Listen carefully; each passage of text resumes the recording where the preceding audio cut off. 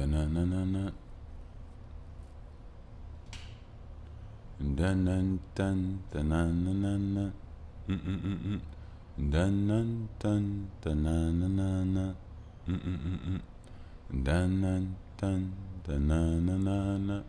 Mm-mm-mm-mm. Dun-dun-dun, da-na-na-na-na. Dun-dun-dun, da-na-na-na-na. Dun-dun-dun, da-na-na-na-na. Dun-dun-dun, da-na-na-na-na. Dun-dun-dun, da-na-na-na-na. Dun-dun-dun, da-na-na-na-na. Dun-dun-dun, da-na-na-na-na. Dun-dun-dun, da-na-na-na-na. Dun-dun-dun-dun-dun-dun-dun-dun-dun-dun-dun. Woo! Welcome back, gods and goddesses. I think it's safe to say that we got one. We got one today. We got one every week, right? We got one. You know what I'm saying? I can't even just say we got one. We have multiple. You know what I mean? We have multiple. Where are we? I think this is 165. We are at 165? Let me check. It's coming so slow. Ooh, no. It got me so slow. Let me check. All right. So, yes, we are at 165. Shout out to us. Let's give us every episode, every breath, every day, every thought, everything. It's a part of it. Let's give it a round of applause for you all. Yeah. Man. So I've been holding in some things. And I realized that I'm a different type. You know what I mean? I'm a different type. You know, when you're a different type, you attract a select few. You know what I mean? I'll take my select few. You know what I mean? And I'm a very first of all, before anything. This here is that by the way, podcast Delicioso, if you didn't know so. And I am your host. That's a grown person in baby form that you hear, that is choosing to be a baby at certain moments. But other moments it's called not being a baby anymore. But I am your host, Mr. Bush. Welcome. You already know, first and foremost, before anything, what am I going to say? I'm going to give you all a second. What am I going to say? What's the first? What am I going to say? Come on now. You know. Yep. Shout out to my hustlers. Yep. Shout out to my hustlers. I hope you all are doing fine, well, and dandy out there. How are you? You know, how are you? I really do want to know more about my hustlers. My air hustlers are some peculiar people. You know what I mean? The reason I know that is because a few things. Number one, you all check me out. So there's something about you that is dope. You know what I mean? You like good conversation. You like a clear, open mind. Don't get me wrong. Sometimes I guess I could be, who knows? But I'm still in the same light. You know what I mean? I'm not just flipping on something completely different on you. But I hope you all are doing amazing. Also, I know you all listen to different type of podcasts. You know what I mean? So if you all to listen to different type of podcasts, and by all means, I am no hater. I don't think this is a place of of who can get their minds and who they'll listen to and all of this BS. Like, no, it's everything is for everybody, I believe. And it's not even what I believe. It just is what it is. Like, I don't wanna I make music. I don't want everybody only listen to my music. You know what I mean? Like, no, I don't want to only listen to my music. You know what I'm saying? Like, I don't. I'm pretty sure there may be some artists out there that feel like they could take on the whole world. Hey, you know what? Maybe one day I feel like I can. If it grows, I could. Not take on the whole world. But yeah, I think it's more than just a shared space. There is no competition. There is only a blending pot of cooking, bubbling life. Yeah, I think we're getting more and more into a place of paywalls and things of that nature. But hey,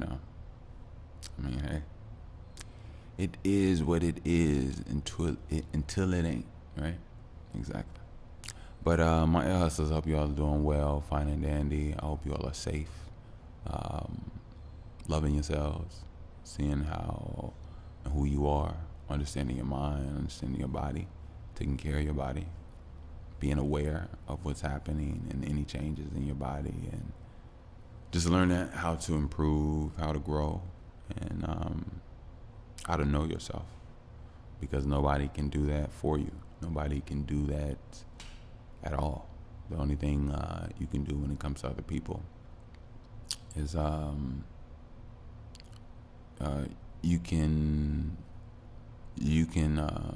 borrow perspectives, and I think any intelligent being would understand that.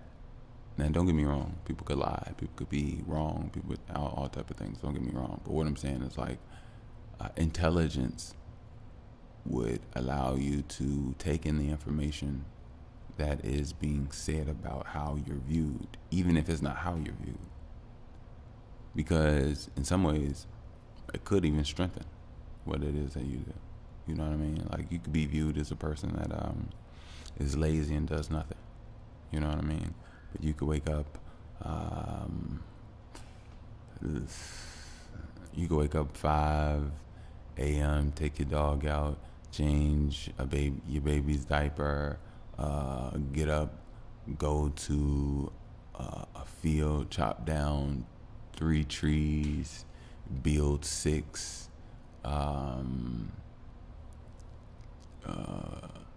pick some fruits, fed some cats. You could do a whole day of just multiple things. And if somebody doesn't know you and they see you after that,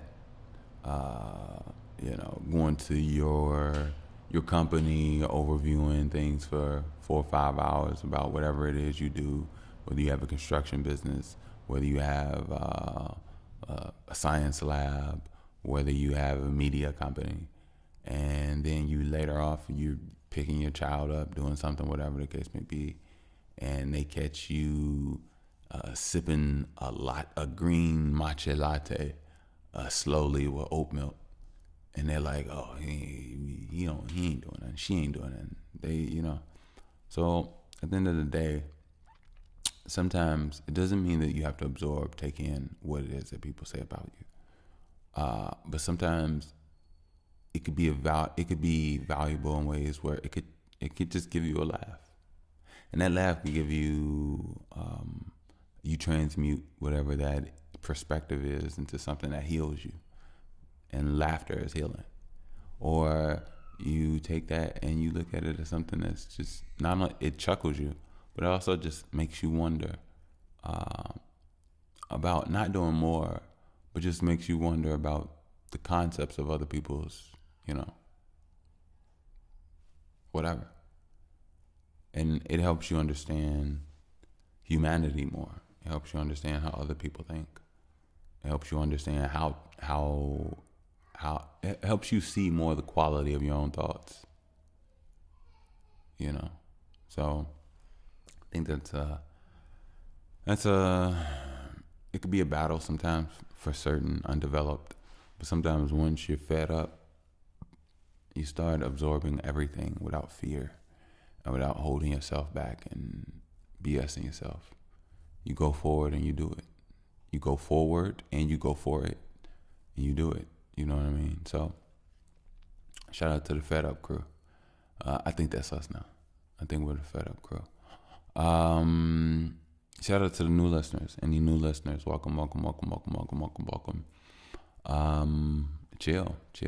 I will say, however, if somebody sent you this, they really care about you, send them some love, a hug, donut, stare in their eyes, let them know, pat them on their back, get them a massage gun, or massage them, I don't care.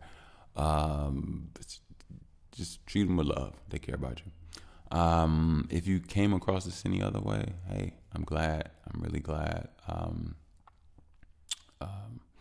don't really have much to say. I mean, even though this is about, I have a lot to say, but I'm saying as far as, what to expect, other than just get comfortable. And I think I've already started to shine my light thus far. So if you're here and if you are here and you are hearing this, then you should feel some warmth. Hopefully. So one of the things that I've been holding back, and not holding back, I've been processing in my own way, but you all are so precious to me. You know what I mean? I have a lot that has happened to me in my life, and it has had some tolls and some effects on me, and it's been mentally.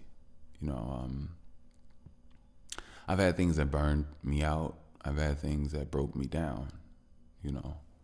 I've went through a lot of different emotions and a lot of different situations, right? And because you all are so precious to me, I knew sometimes at certain moments I wasn't ready for certain things. And even though I knew, my spirit knew even more and better for me. So I just took certain things away and just let it grow and store and flow until it was ready to be blossomed as a full thought, a full idea, rather than just fragmented concepts. And over time, I realized, because you all are so precious to me, I want you all to be able to learn, and always, through me, through yourself, through your child, through your parents, through other media, if it's worth it. I mean, don't get me wrong. I'm not saying other media isn't, but I'm saying there's certain qualities out there that is for you. Yes. And then there's certain garbage that is not going to do nothing for you. And I guess it's a time and a place for everything. Sometimes you want to turn your mind off. Hey, that's you. It's not hate issue. That's me too. I mean, I like seeing funny, silly stuff as well. So, I mean, it is what it is. It's life. I mean, not everything has to be so serious, I catch myself being serious at certain times, but not really, because I'm really, see, I'm not a goofball. No, I would never say that. I have a very keen sense of,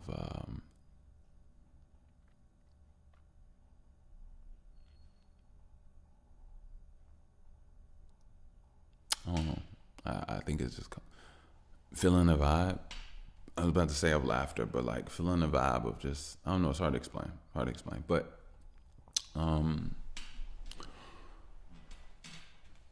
so, all right. So this is it. It's about people, but it's also about parents. And I've spoken about parents before. But it's family. It's family. And it's actually more than parents. It's actually more than family. It's the light that you're seen in. Different people see you in different lights. Some lights are closer to who you actually are.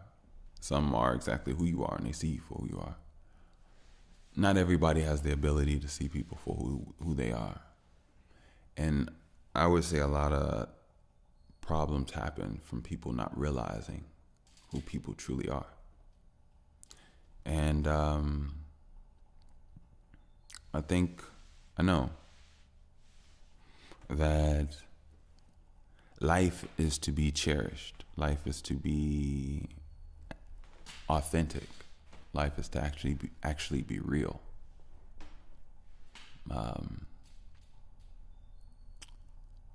So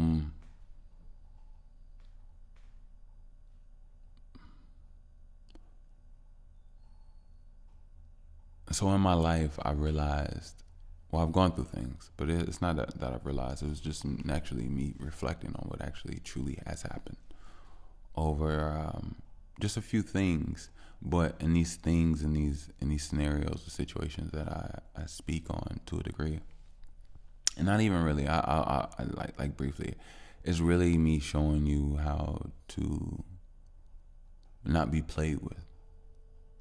It's really showing me showing you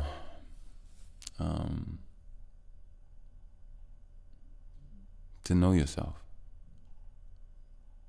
You know, once you know yourself, people can't come to you with BS. Even if some people don't even realize that they're coming to you with BS. Even if their mind doesn't allow them to really truly realize that they're squandering the opportunity to better, you know. And so here it is.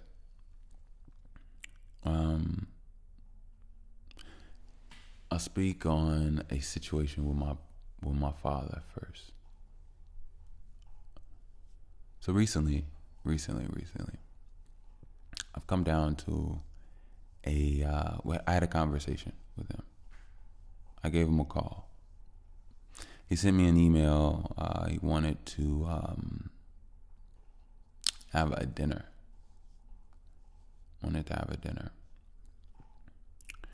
And he was saying he wanted he would love to have all his children there, all his kids there. Man, it's just 3 of us, nothing crazy. I know some people are like, oh, you're 1 of 9. No, I'm not. That's funny. So I didn't go. No, I didn't go. I didn't go for, I don't really have to explain that. You'll just listen. You'll get it. So I didn't go. Later on that night, it's funny. It's so weird that that day was just like a different type of day. I had a good day that day, right? It's a different type of day. I have good days a lot. So, I mean, I wouldn't say, I'm having some good days that I'm enjoying, and I would love for many more. So I gave him a call. We had a conversation. And I wouldn't say the conversation went good, and I wouldn't say the conversation went bad. But the conversation for me was more of a better understanding than ever, right? So, last year, was that last year? No, that was not last year. It was the year before last, 2024. My grandma, my dad's mom, passed away. Now, there was a whole big thing with my grandma as she got sick and eventually died. She had dementia. And I've spoken about this briefly a long time ago, but there was almost like some pitiful fight for her estate, right? And things only got bad and ugly about things, right? So, long story short, my grandma had dementia, and I would say the last couple of years, she was on assisted living, and then she was actually living in a facility, a retirement home. And I visited her. I went to go see her as much as I could, when I could. And when my grandma died, passed away. It doesn't matter. I'm not feeling away or not. I don't, not saying I'm not feeling away about her death. I'm saying about the word choice usage. If anybody is misconstrued. So my father didn't go to the funeral, right? And the entire time, for years, me and my father weren't talking anyway.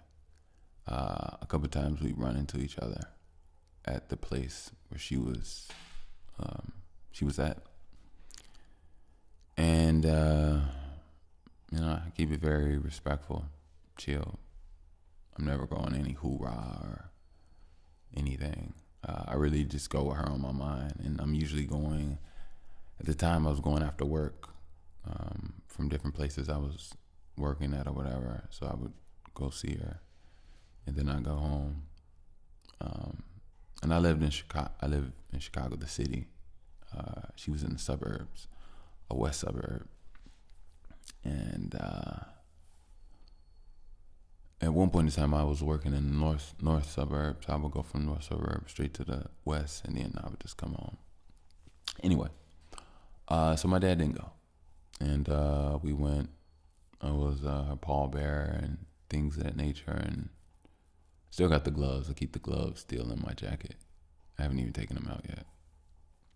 White gloves. And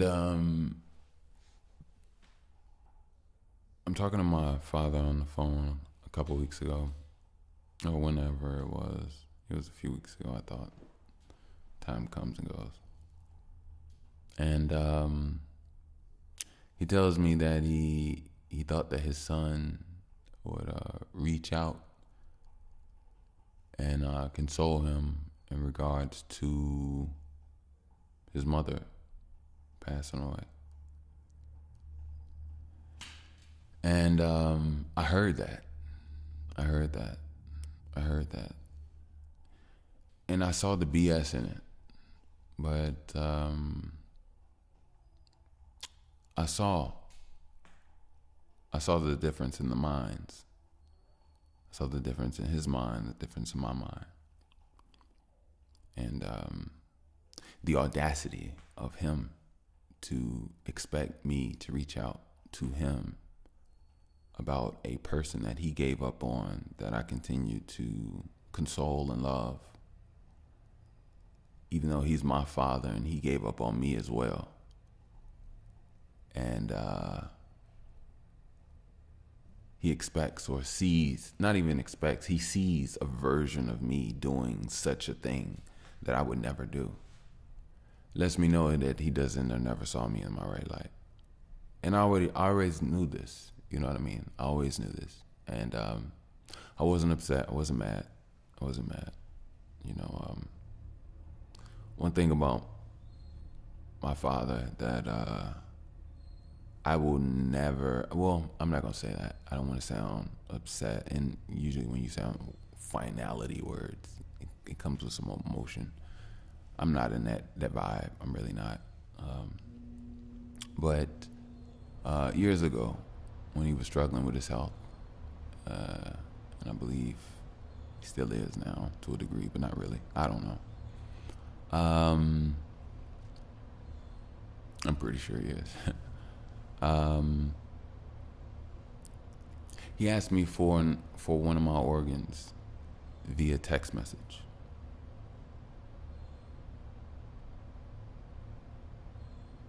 Because he needed a transplant. And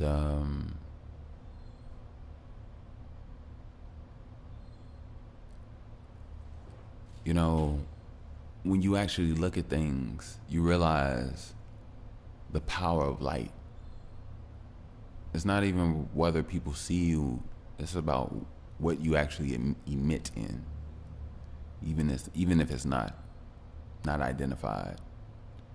You know what I mean? And these are things that happen or can happen. And it's up to an individual to build strength, to build fortification, if that's the word, in themselves about what actually is, because over time you become strong just from being you. You become enough just from being you, or you always enough. It's a realization standpoint, you know.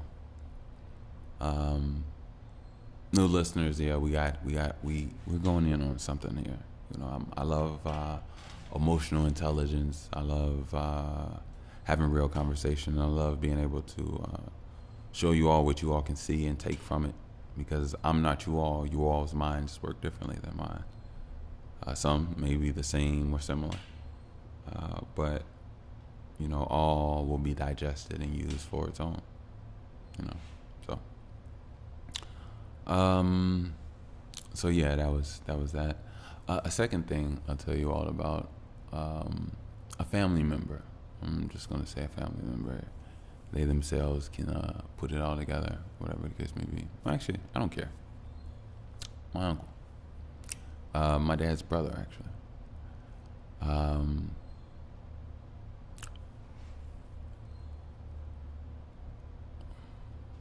You know, in so many ways, I can't really.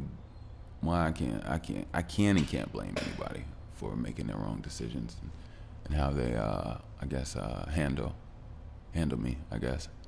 But I will say that my uncle barely knows me. Actually, obviously, he doesn't know me at all. And we didn't really have like the most, the closest relationship. Like, we had a really close relationship. I had a really good relationship with my uncle, but there wasn't much depth to it. You know what I mean? And that's just that. But anyway, yeah, a lot of things go and flow, but basically, I was going through it for a very long time, employment-wise. Hard to find a job, and the jobs I did came with so much BS attached. You know, I'm like the fifth or sixth replacement of some emotional, erotic, crazy manager lady, and it's like all of these situations where you're just a fill-in for another person to come in. It's like, it's just not. It was crazy. So I remember whenever my uncle had some free work or loose work for me to do at one of the family's buildings. You know, I get paid or whatever the case may be.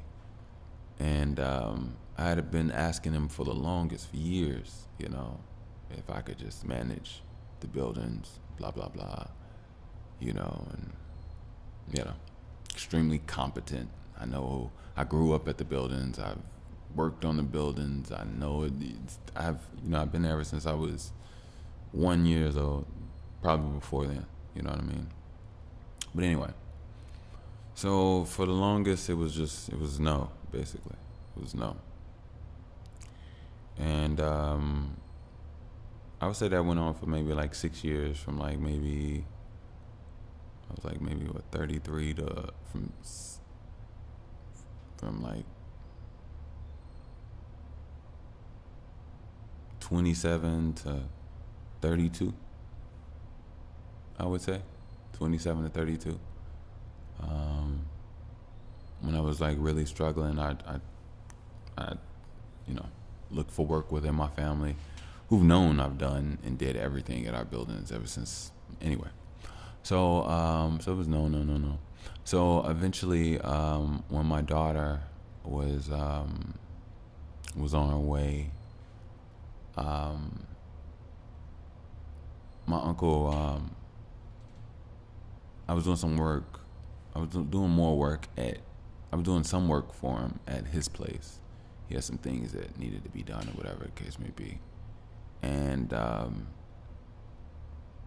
the talks came of him him with the opportunity for me to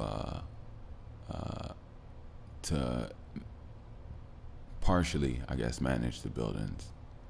And, I would get a monthly payment for it or whatever.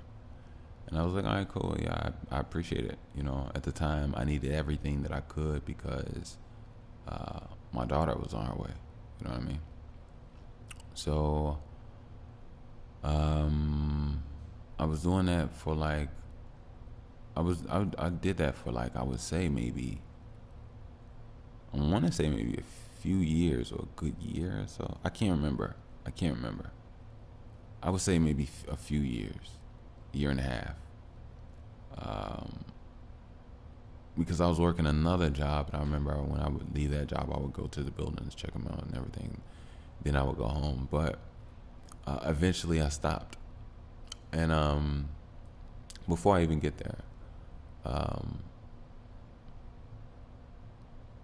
you know, I shouldn't.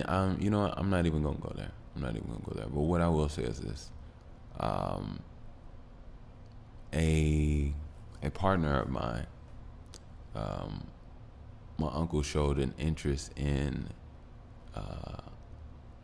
a way where he was willing to, offer payment job opportunities just at will, firsthand, off nothing. When his nephew, been his nephew for 35 years, and you know, always had good rapport with my uncle. Always had good work ethic with our family. Um, yeah, you know what I mean. Um, Uncle never had no problems with me my entire life. You know what I mean? I think my uncle had a problem with me one time, and I think it's because it was a long time ago. I was young, and I think I hurt his feelings on accident. But like I said, it was an accident. He had me and my dad had went to go visit him. Yeah, he had just got his new building or place, and he had been there maybe a few years. And we had went over to go visit him, and he got me a Kobe Bryant jersey, right? And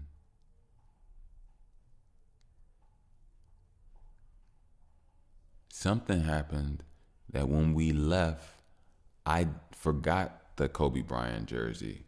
And I think maybe somehow it fell in between a dryer and a washer. And his dryer and washer room was like, his house was still under construction.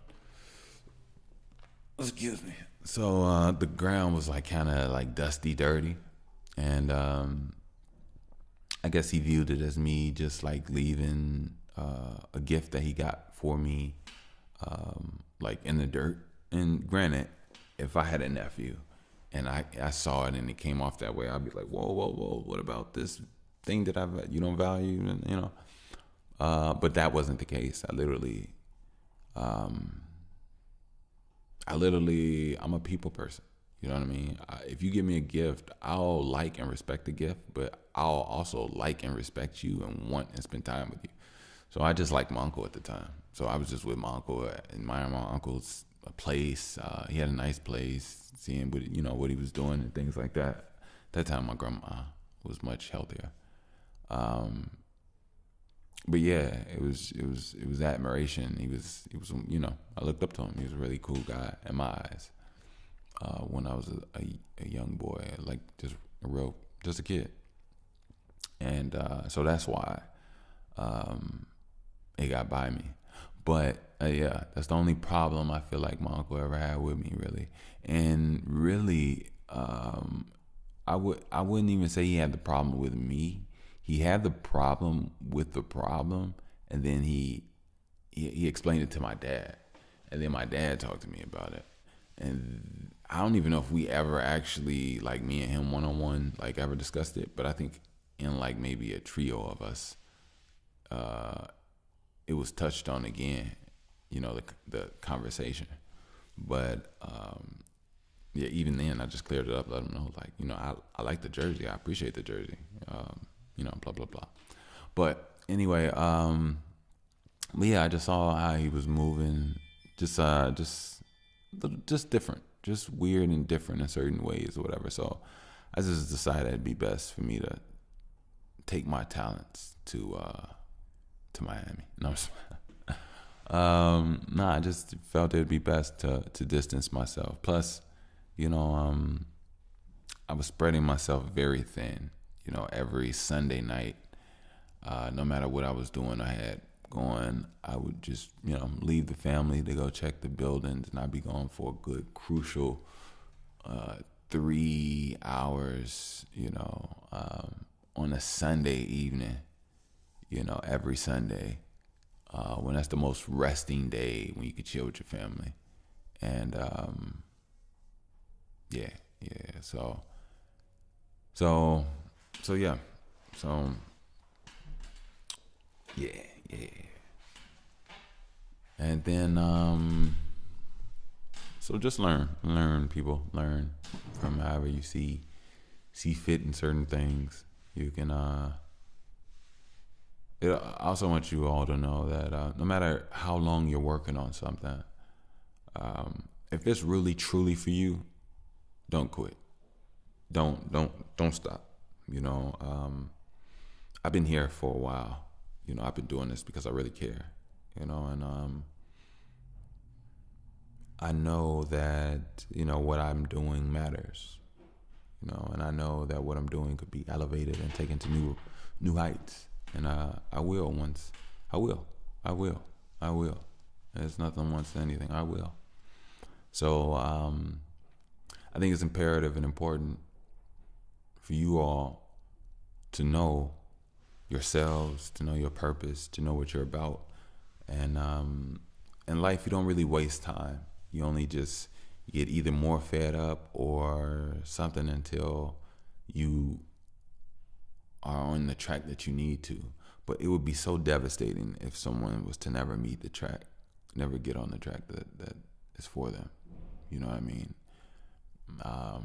But I think a lot of that is due to a lack of self. You always have a mindset to use and build yourself, opportunities, people, skills, everything to get closer to a world and an understanding of something that you admire, you respect. And if you respect and admire it enough, you'll do what it takes to get closer to it mentally, physically, emotionally, learning it, being around people in it, whatever the case may be. So,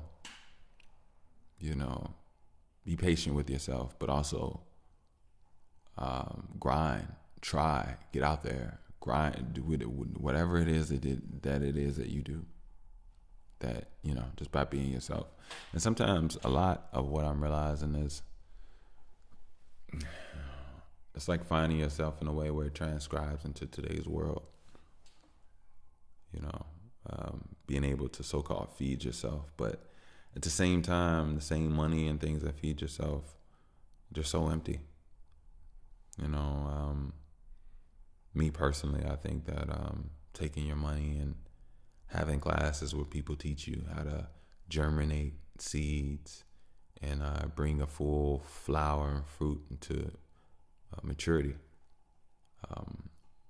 and knowing how to keep the land and the dirt, mineralized and, the right conditions, and, coming into a community of a people that work together and learn to build things together, homes, technology, all type of deals, that we all give into on a daily basis, free of nothing, all eating, all growing, all planting, all building, in a world where we're all thinking, we're all applying ourselves, and we're all full of knowledge. I think elementary schools, they're just not enough. There's too many empty adults out here with not enough skills or hand-to-hand skills as well. There has to be a reality touch upon this world, upon, I guess, people will call it the Matrix, I guess. But yeah. It's needed. You know what I mean? It's truly needed. It's truly needed. And like I said, I always want you all to learn from any and everything. It's unfortunate that a lot of people overlook family. Think family gets a pass. Thinks that certain things are certain things, but no, that's not the case. It's actually the case of those should be the ones that learn to nurture you, learn to love you, learn to know you, and help you know yourself along the way. You know, one thing I realize is that life is not about family. Life is bigger than family. Life is bigger than a lot of things.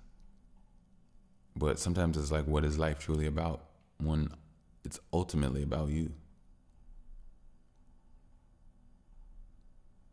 Everything can be everything in the world, but if you're not even looking up, smelling it, looking at it, it doesn't even matter, because then therefore it doesn't even exist. But if you are facilitating your breathing, facilitating your eyesight, your hearing, your mind, your emotions, your ideas, your thoughts, your visions, your clarity, your communication, these things have life to them. And it's once you understand how to I guess, process that life, you do that in a way where there must be a newness and elevation within it. And within that newness and that elevation in life, you do what comes with that elevation,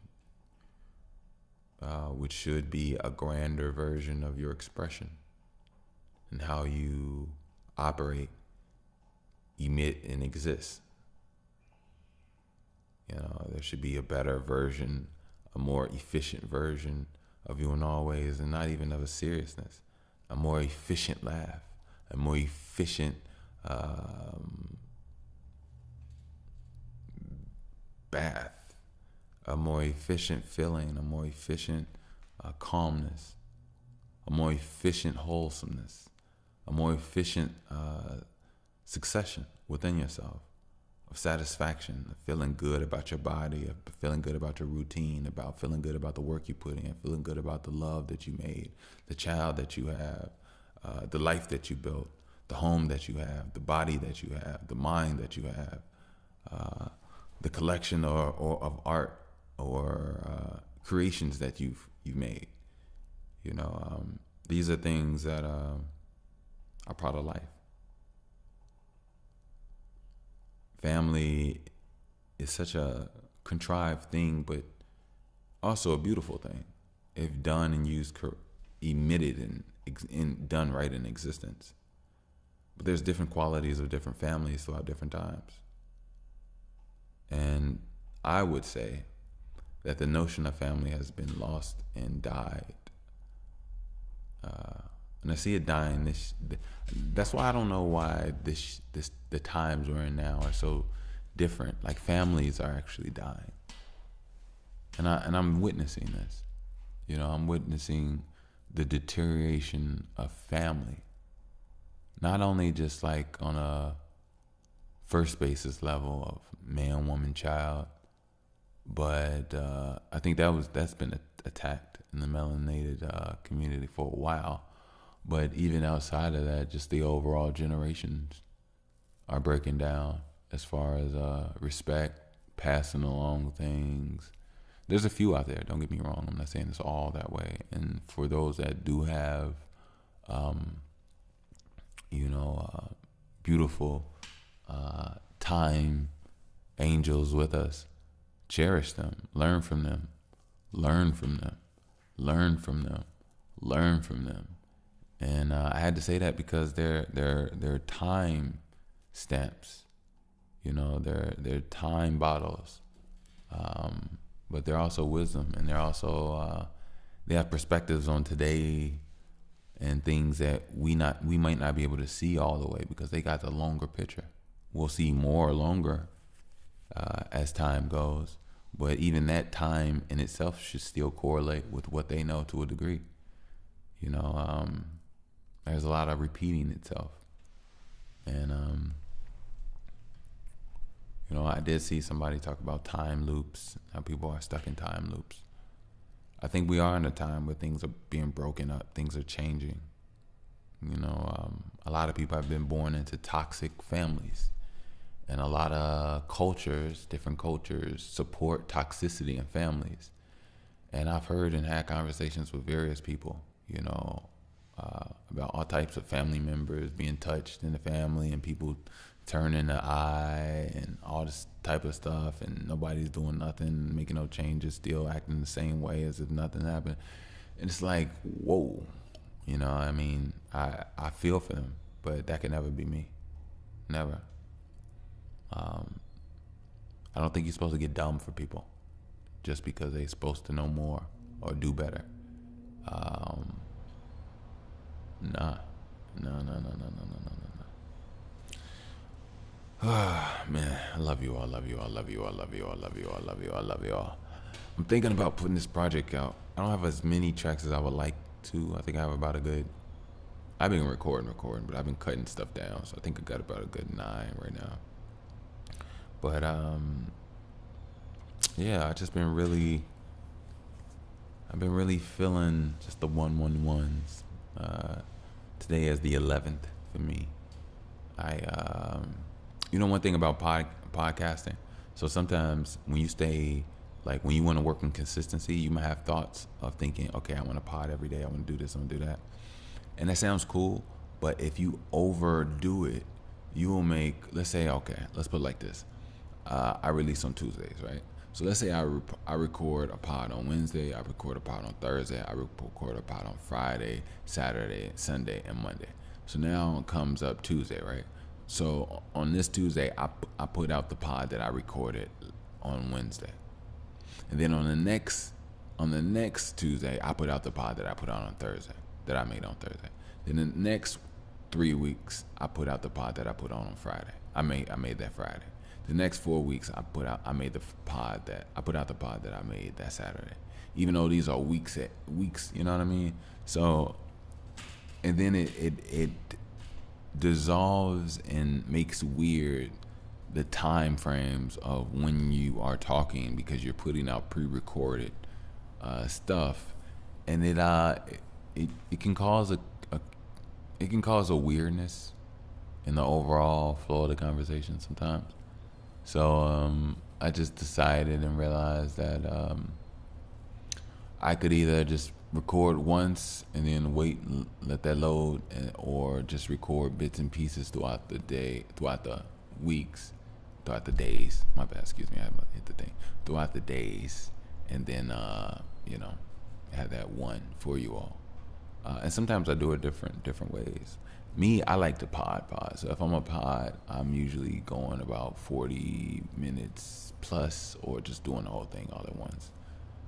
You know, I do my little break or whatever, get some tea, smoke up a little bit, you know. But outside of that,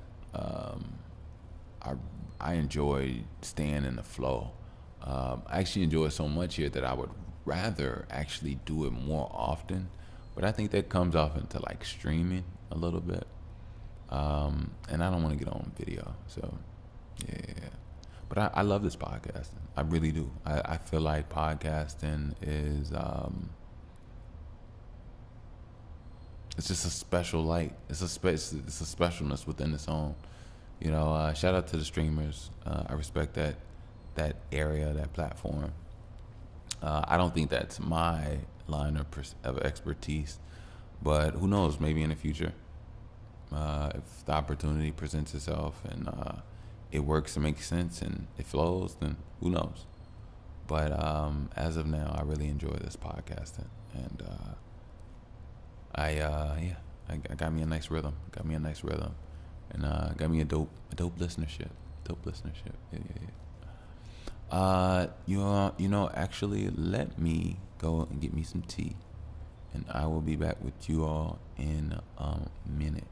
Thank you. Pew. Love it. So crazy now. I feel like I have to cough a little bit. That's so funny. I haven't coughed any other time, but welcome back. This here is that podcast, which is called what?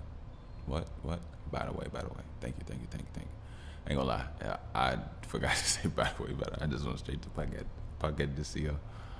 Man, but yeah, welcome back. Let me do a commercial. I haven't done one. We like 50 minutes in. I haven't done one. Let me say, first of all, I'm gonna do a donation first, but I want to say, before anything,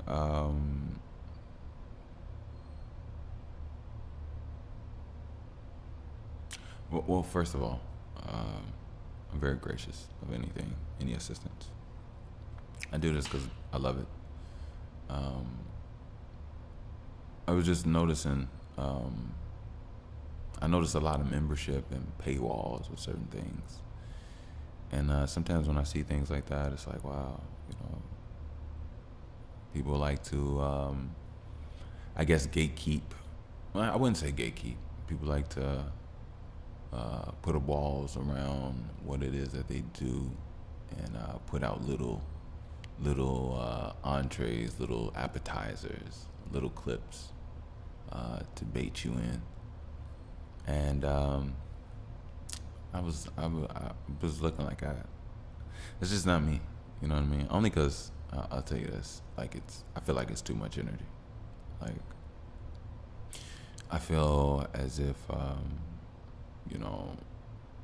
you all choose the price, but not even just the price. I mean, what is it worth to you? I think as an artist, I think an artist when the album, let's put it like this. Imagine a world where on album release day, all albums are accessible to the public, every CD, right? And you get your CD, and then you go to a table in a line, right? And when you walk up to the artist, you put on the table how much money you feel the album was worth, and then you move on. Imagine if it was like that. I think that would be I think artists would actually love that, because first of all, it shows something. It shows the value that they put into your work, even if the artists themselves lowballed themselves. So let's say albums, typical album back in the day used to go about like $15, $20, right? $15, $18, $20. So let's just say somebody puts but then again, I guess in this world, that in itself wouldn't even be a status quo or a basic, you know what I'm saying, like a standard level. So, but I think it'd be pretty dope. Yeah, I think it'd be pretty dope. So, me, in my opinion, I feel like donations, from my perspective, I feel like is the best approach. Yeah, and then it's just and then when I think this type of money, this type of financial support is different than the money that you've made doing things that you disliked. You know what I mean? It's like it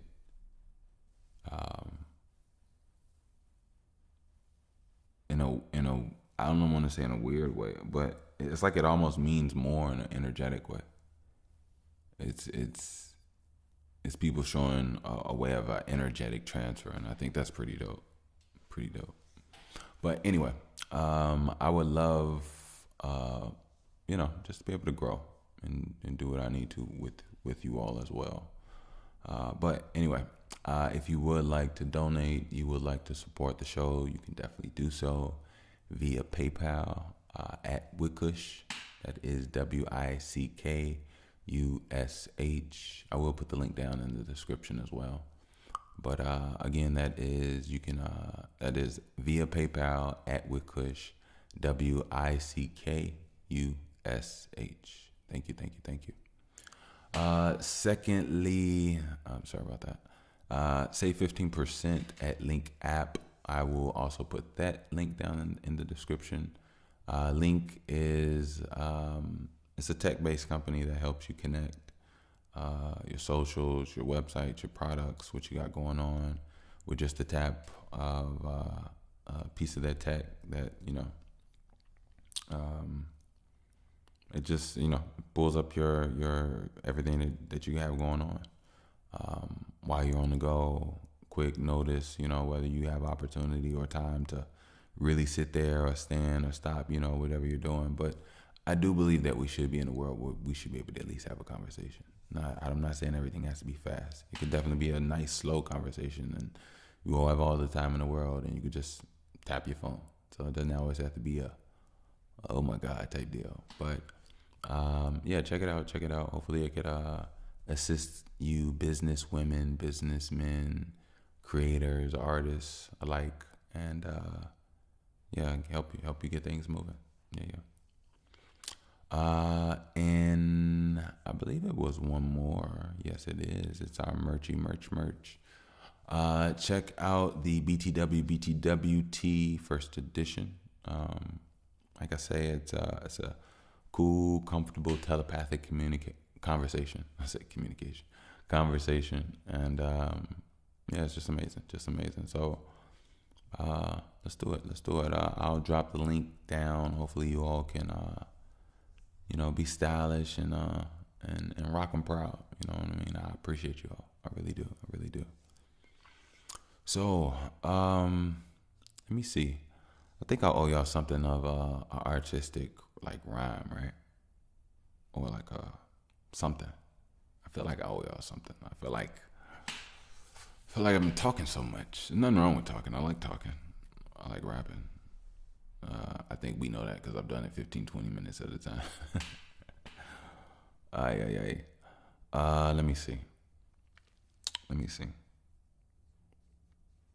Let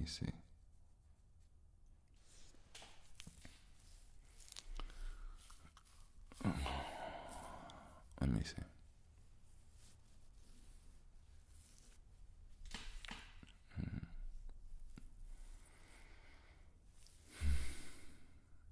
How about a poem? Does that suffice?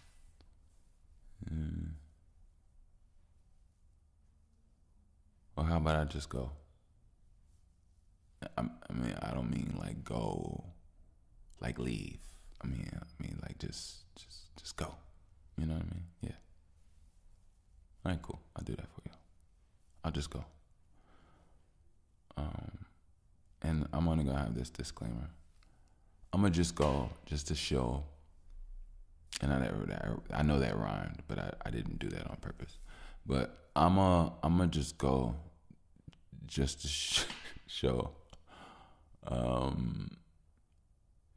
you all how easy, and not even how easy, that's not the right word. I'm gonna show you all how symbiotic your mind can work with you.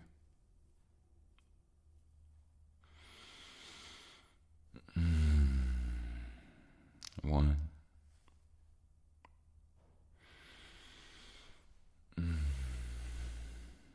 Two.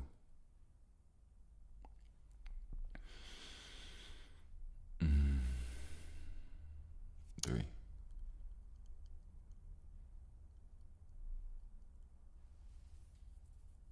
Just go. Like the mixture of blue and yellow. I look at myself, I'm like, who's the fella?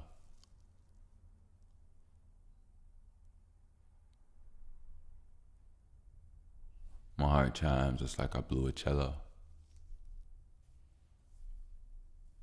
I be staying in the vibe, I'm a cool little fella. I mean, hello, hello. When I'm high. But to smoke and to greet is to fry. Um, where's the surprise? Is it in your eyes? Is it in your vibe?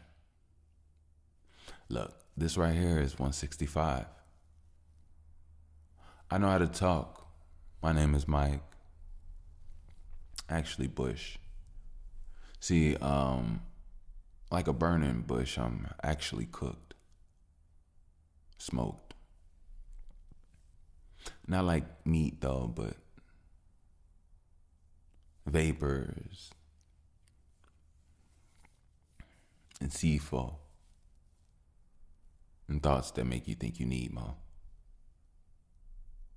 I remember my Uncle Remo. He wasn't even really an uncle. I'm pretty sure he was a dope boy, a dope man, something.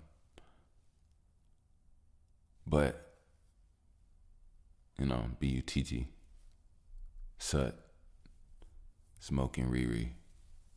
Reefer's only seeing what was stuck in between me.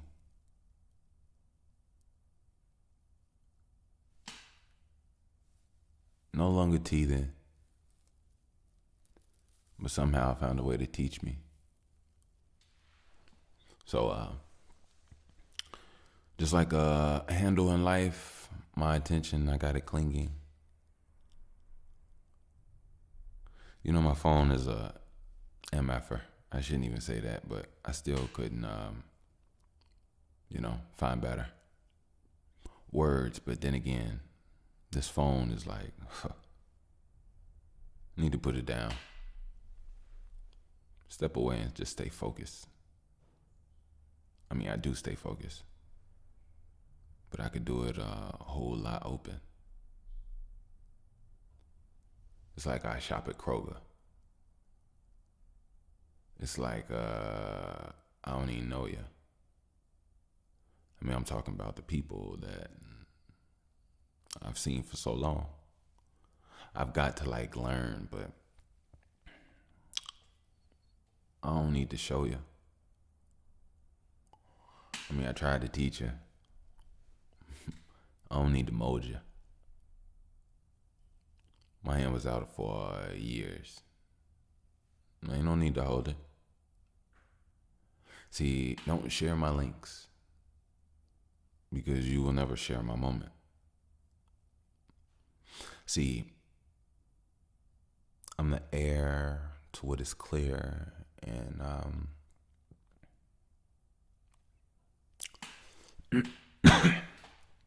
this new elevation, I condone it.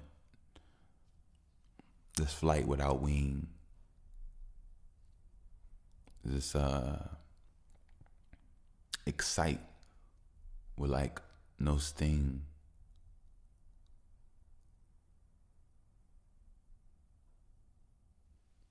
Pretty lips, no bite. On me. See, look.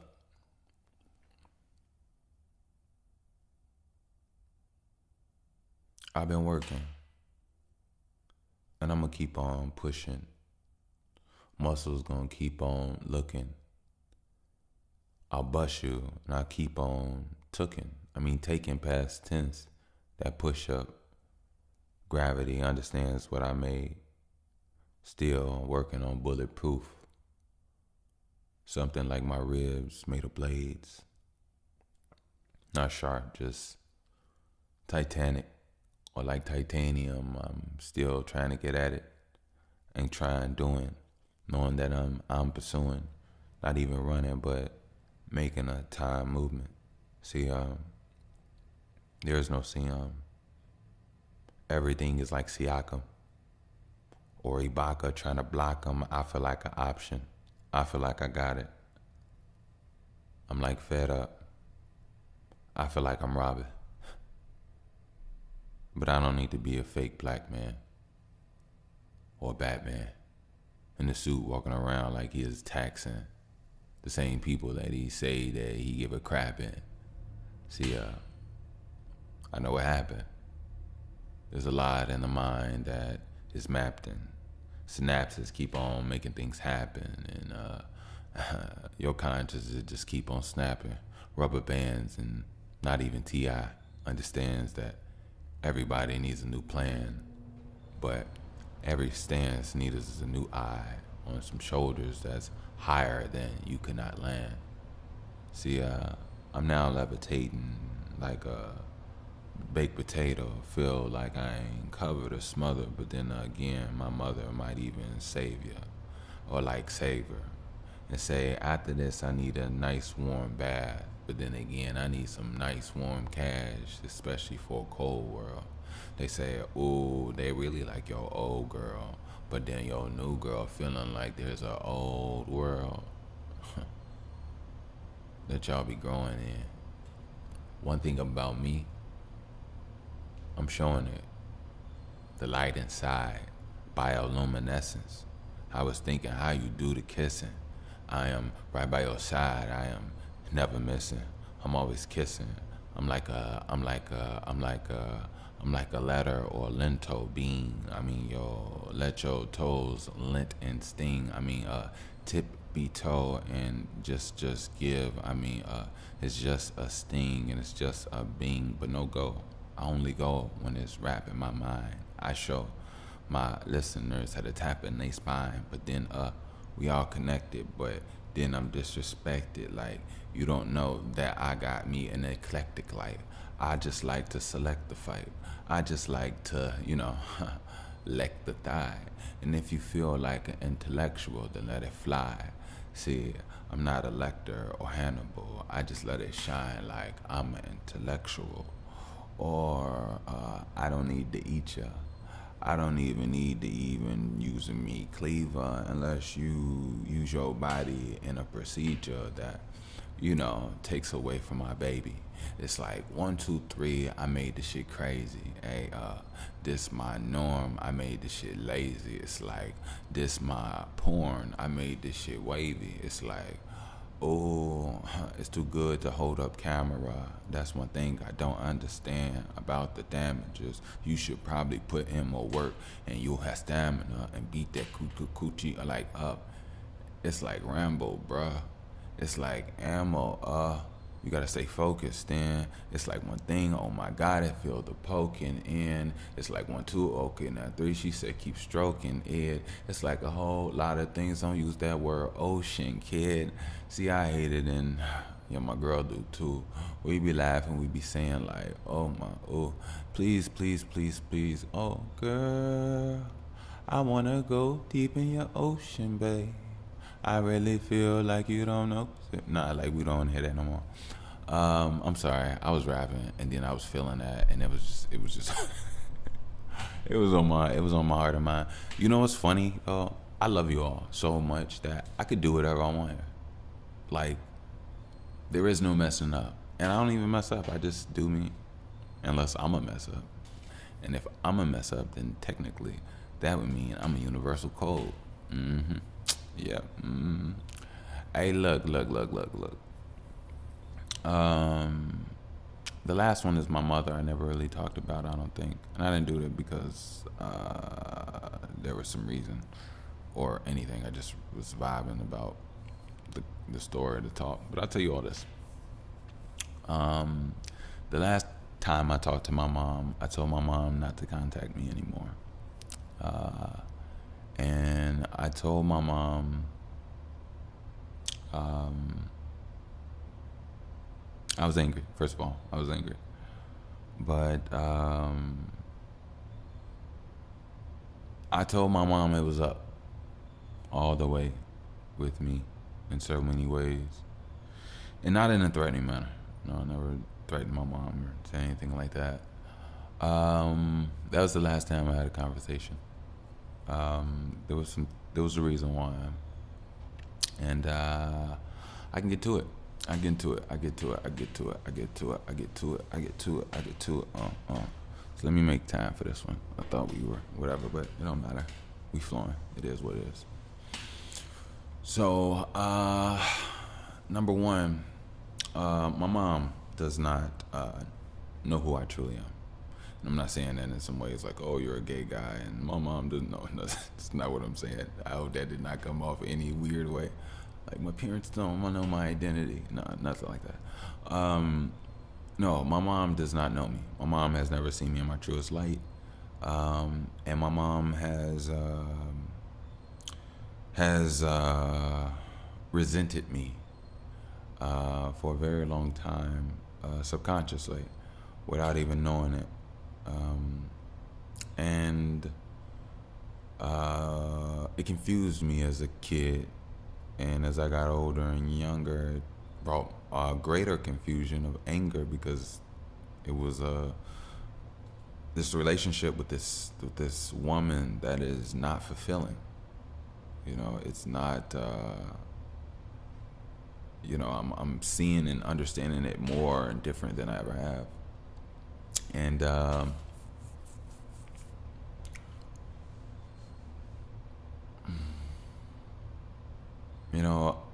believe my parents have tried their best. My mother tried her best. I don't fault my mom for things, but at the end of the day, a lot has happened where I'm more than just her son at this point. I have a daughter. I hold near and dear, very near and dear to me, and you all know that. So one thing about my mom is that my mom. I have a brother. I don't really talk about my brother. Reason I don't talk about my brother is because my brother is mentally messed up from my perspective. And has been messed up for a very long time. And it in so many ways, I hate to say, but in so many ways it's my mother's fault. But in so many ways my mom didn't have it easy. And I don't want to sit up here, I'm not playing a blame game, but we have to be responsible, and there is acknowledgement of our actual actions that produce and add to the journey of life. So we can't sit up there and just like, not say or not notice to actually make a better difference and change. But at the end of the day, my brother grew in a direction that, in so many ways, my mom supported. And I'll give you all a couple of excerpts because I'm glad I told you all about the last time me and my mom talked. I told my mom in so many ways, to stop contacting me because the love was fake, even though the love was real, but it was wrapped in trauma and toxicity and pain and wrapped in delusion and wrapped in fear. And my mom doesn't know how to get out of that. My mom is stuck in it very heavily. And I've done a lot to try to assist. I've done a lot. I felt like sometimes I was even fighting her, about her being better for herself and taking her health and, being more mobile and passionate about life and finding herself in more ways than, and I felt like I was damn near the parent, with a teenager in so many ways. But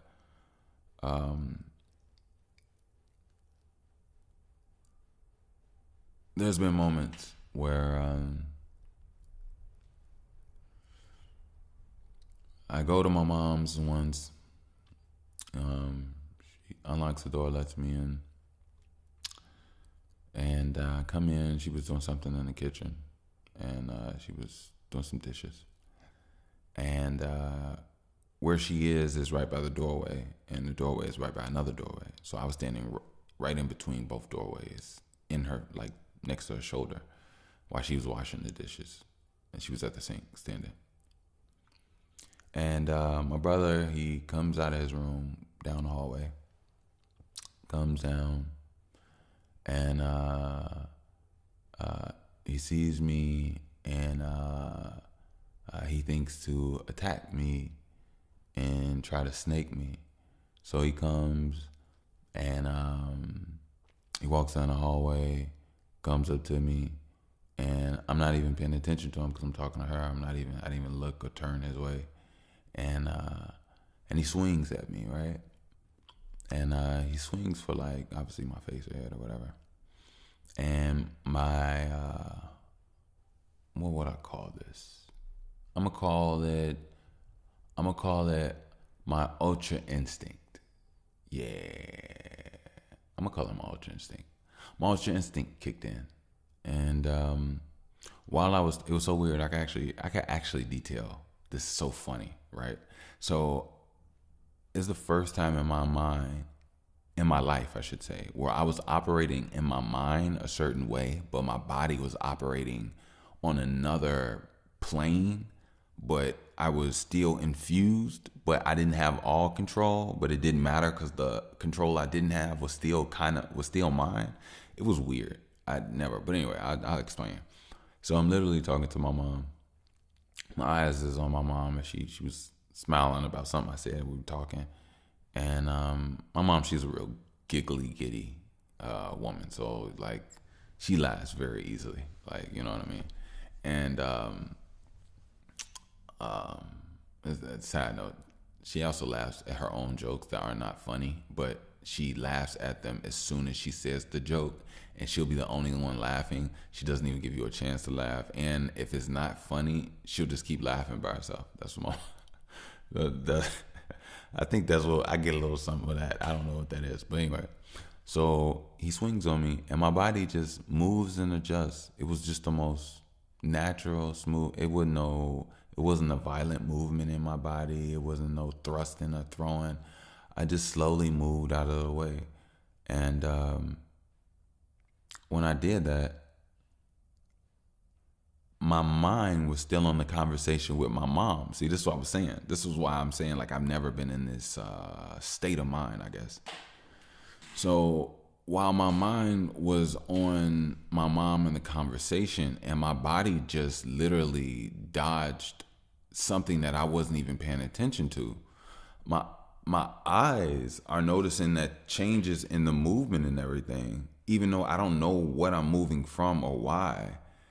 And my eyes go from my mom, and I just look over to my side, and I see my brother there, and it still didn't even really quite register. It kind of did, but not really that he was fighting me. It was the weirdest, crazy. It was like the smoothest thing, so it made it seem like it was like damn near a dance instead of a fight. It was weird. So yeah, I beat his ass. I beat his ass, and my mom threatened to call the police on me. So I left. And yeah, that was that. That was about maybe 4 years ago, maybe 3, 4 years ago. I don't know. I really don't know. Anyway, about 2 years ago. Ugh, dang, time flies, Joe. Time literally be flying. When I was at work, and I think this is when we were still pregnant with Brooke, and I was at work. I'll never forget, it was a Tuesday morning. I just got to work. Now, mind you, let me tell you that. Now, this is not funny. It's not funny at all. But this was 2023, right? Was it 2023? Yeah, it was 2023. I want to say it was the summertime. I believe it was the summertime. I could be wrong. But what happened? Oh yeah. So I was gonna say, I was gonna detail this before. So I get to work, right? And when I get to work, I get a call. I get a call from my mom. Now, let me detail you something right before that. So I get to work like maybe like 7:50. I start work at 8.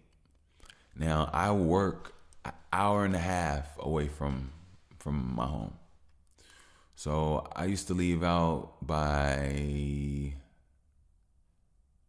about 6:30, 6:40, the latest. And I was getting up at, what time was I getting up? I was getting up at like 5:30, 5 or 5:30. Yeah, 5 or 5:30. I had to let my dog out, did a little workout, took a shower, um, and basically just set up the house or cleaned up because um,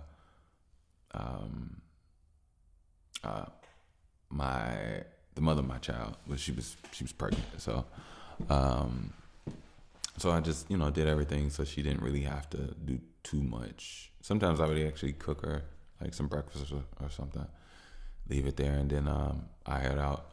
But anyway, so that was like how my mornings were. 5:30. I remember one time I was on some crazy binge at 4:30, going some workouts. It was crazy.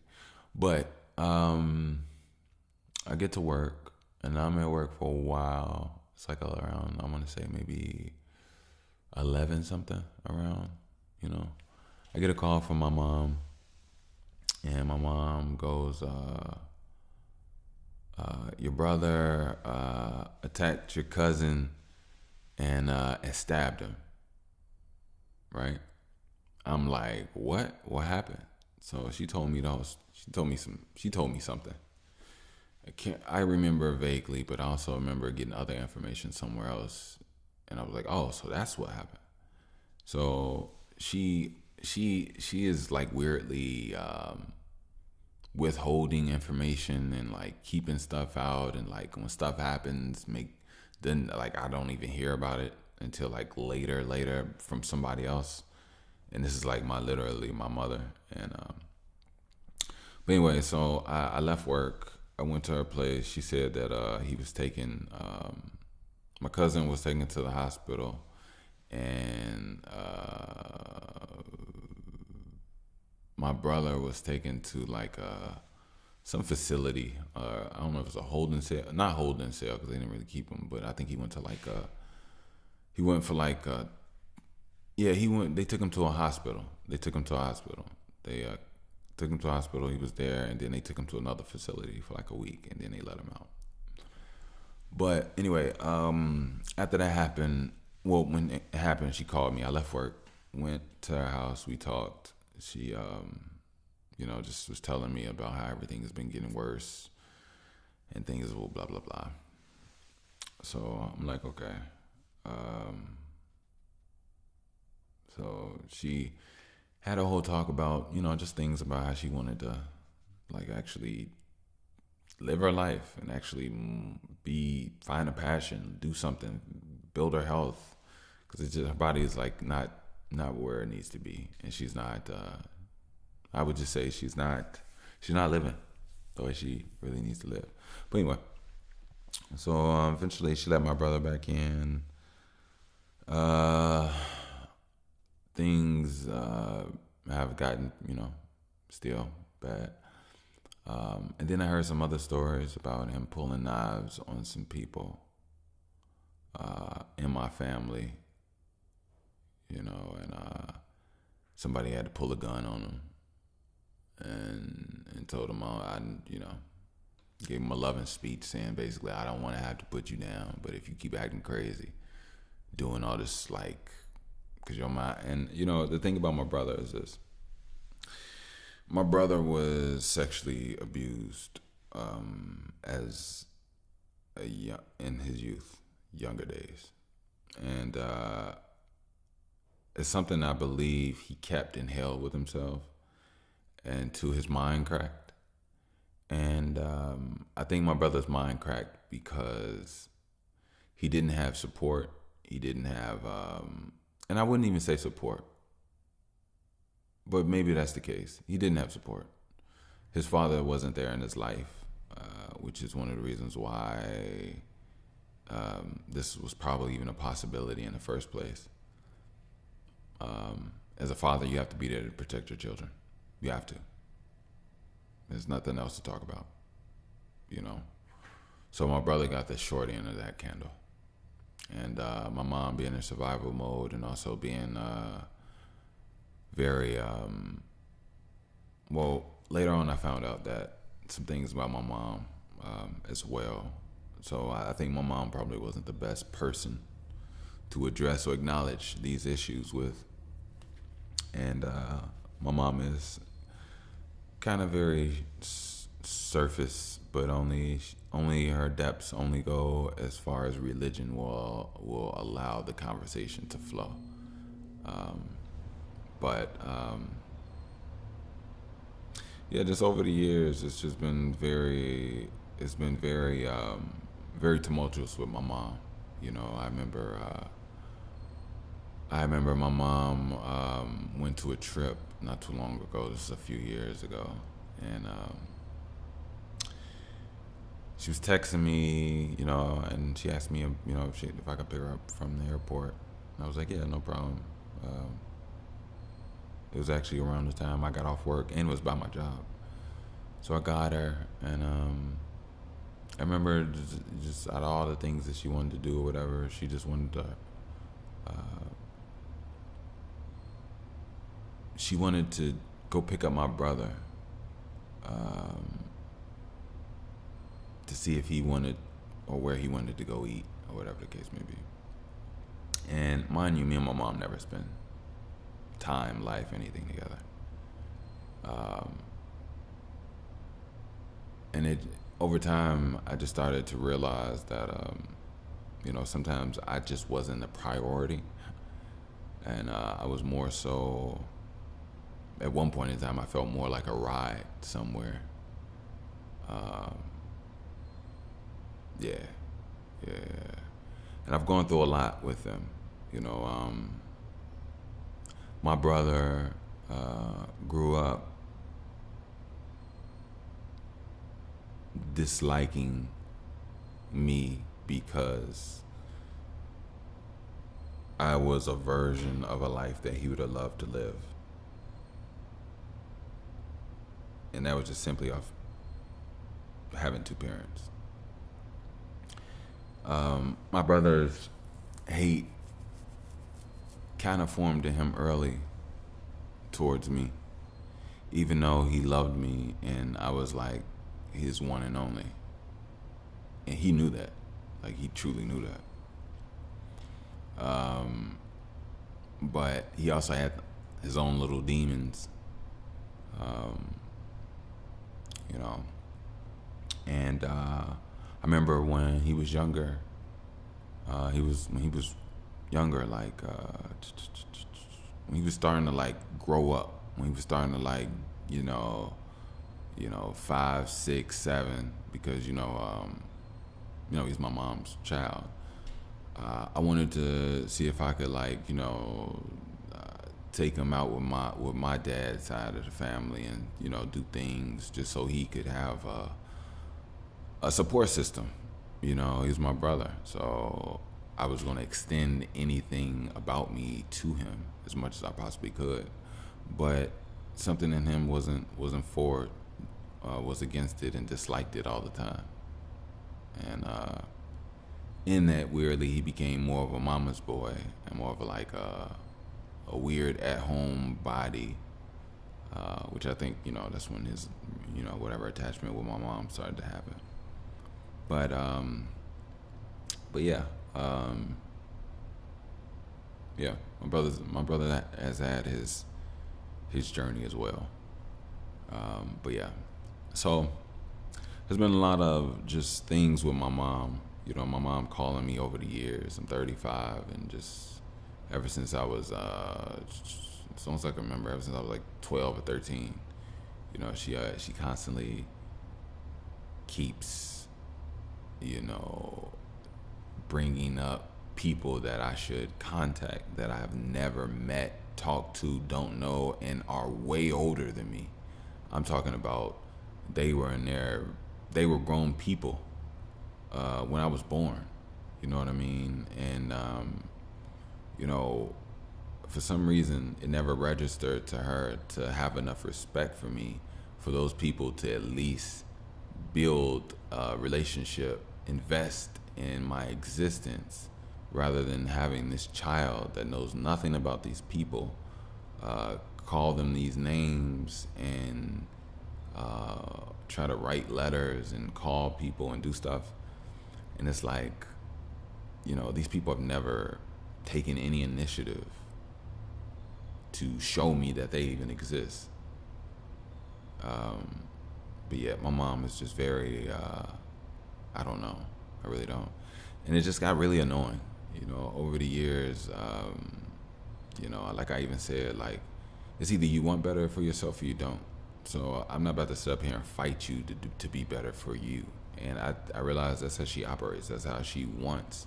Like, I'd go over her house and I'd show her exercises. I'd get on the floor and show her stretches and show her certain things. And we talk days, weeks later, and she didn't do anything.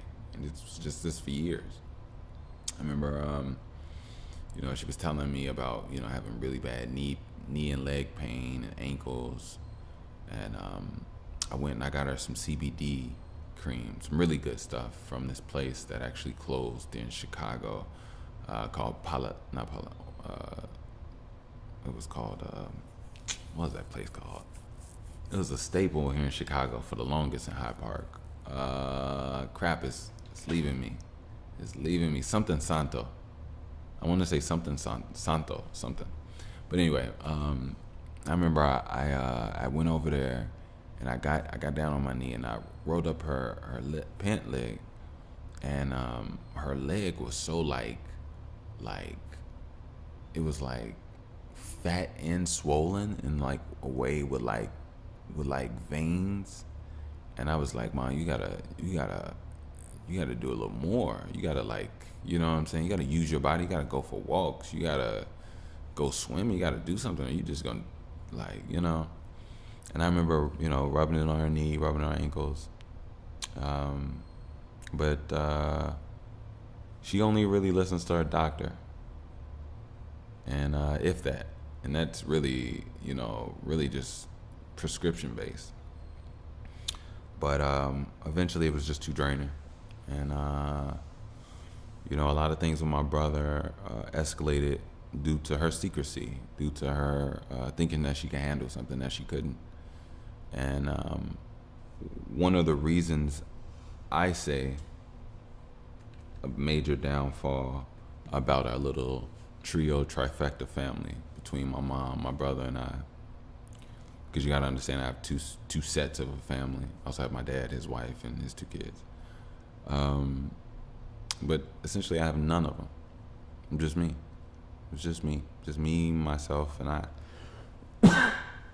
My parents never had any other children. I'm the one and only, and I really am the one and only. So it took time, you know, because, you know, the way my mom is handling things, the way that my mom is been treating me, you know, the already abandonment of my own daughter, not really even showing up for my daughter like that. These are things that I knew I had to separate myself from. These are things that I knew I couldn't continue to dwell within. I couldn't give my energy to, because it's wasteful. And I learned lessons. I learned a lot of lessons about my parents. In so many ways, it's like they're gone, you know, and they're still alive. Their heartbeats still, but there's so many ways in my heart of what I know from what I used to feel about what it is that I believed in with them. They really couldn't keep up the character, you know, what it seems like. It seems like you ran out of love, or it was never real enough to fully keep up the illusion. And my life was stuck in it because I existed, and I was stuck in between two people that no longer liked each other, but just forgot about their old experiment, So it was actually easy. You'd be surprised when you're fed up. Everybody say, no, it wasn't easy. You're gonna go through stuff, and it won't be easy. Man, let the right emotion from being able to visualize and see and feel things from a proper standpoint, and let you be able to be who you truly are in the moment, and with that digested information of who a part of you. There's no other thing other than moving in the way that you need to. Because you have the information and everything aligns and is set, and people acted the way they did, and you became what you were to for it to be as is. So what are we talking about? It's just that easy. I'm gonna let you all go. I'm gonna get out of here. If I could ask, please, we could subscribe, all that dope, great stuff. But I was just gonna say, share it to 11 people. Share, repost. I appreciate it. Let's take over the world, y'all. Me and my hustlers. Let's do it. Let's take over the world. I appreciate everybody. Y'all stay on your grind. You stay on your stuff. Don't let the world bring you down. Don't let you bring you down. Stop cursing. Stop talking bad about yourself. Look at things from a perspective that you can work and put energy into. Learn to conserve your energy. Learn to conserve your mind. Don't fight yourself. Whatever flaws and things that you give it time, but also know when to be serious about you. But don't burn yourself out trying to make yourself super perfect. You'll get there. You will be perfect. You'll be perfectly exactly who you are. But right now, you're a different version of perfection. Use this different version of perfection to get to a newer version of perfection within yourself. And don't beat yourself up. It's a waste of time. Watch your anger. Watch your stress. It ages you, makes you ugly, weakens you. There's no point in doing it. So, until next time. No, let me stop. I'm your guy, Mr. Bush. I'm going to get out of here. I love you all. Stay on your workouts, Harataki, all that great, good, fine, and well dandy stuff. And I wish you all nothing but guidance and protection. Peace. I'm gone.